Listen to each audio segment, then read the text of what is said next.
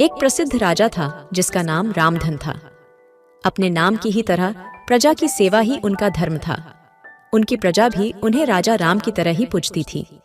राजा रामधन सभी की निष्काम भाव से सहायता करते थे, फिर चाहे वो उनके राज्य की प्रजा हो या अन्य किसी राज्य की। उनकी ख्याति सर्वत्र थी। उनके दानी स्वभाव और व्यवहार के गुणगान उनके शत्रु राजा तक करते थे। उन राजाओं में एक राजा था भीम सिंह, जिसे राजा रामधन की इस ख्याति से ईर्ष्या थी।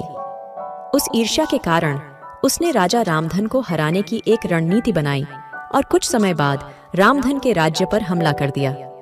भीम सिंह ने छल से युद्ध जीत लिया और रामधन को जंगल में जाना पड़ा। इतना होने पर भी रामधन की लोकप्रियता में कोई कमी नहीं थी। हर जगह उन्हीं की बातें चलती थीं, जिससे भीम सिंह को चैन न था। उसने राजा रामधन को मृत्युदंड देने का फैसला किया। उसने ऐलान किया कि जो राजा रामधन को पकड़कर उसके सामने लाएगा वो उसे 100 सोने की दीनार देगा। दूसरी तरफ राजा रामधन जंगलों में भटक रहे थे। तब उन्हें एक राहगीर मिला और उसने कहा, भाई, तुम इसी जगह के लगते हो, क्या मुझे राजा रामधन के राज्य की तरफ का रास्ता बता सकते हो? राजा रामधन ने पूछा, तुम्हें क्या काम है राजा से? तब राहगीर ने कहा, मेरे बेटे की तबीयत ठीक नहीं है, उसके इलाज में सारा धन चला गया। सुना है राजा रामधन सभी की मदद करते हैं, तो सोचा उन्हीं के पास जाकर याचना करूं। यह सुनकर राजा रामधन राहगीर को अपने साथ लेकर भीम सिंह के पास पहुंचे।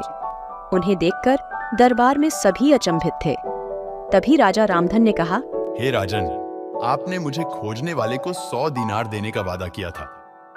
मेरे इस मित्र ने मुझे आपके सामने पेश किया है, अतः इसे वो 100 दीनार दे दे। यह सुनकर राजा भीम सिंह को एहसास हुआ कि राजा रामधन सच में कितने महान और दानी हैं। और फिर भीम सिंह ने अपनी गलती को स्वीकार किया।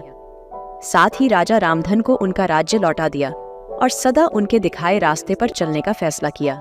इस कहानी से हमें सीखना यह है कि अगर आपके द्वारा कोई भी अधर्म पूर्वक कार्य ना हो और आपका स्वभाव सभी की सेवा और मदद करने का है, तो भगवान की कृपा से शत्रु पक्ष भी आपके अनुकूल हो जाएंगे।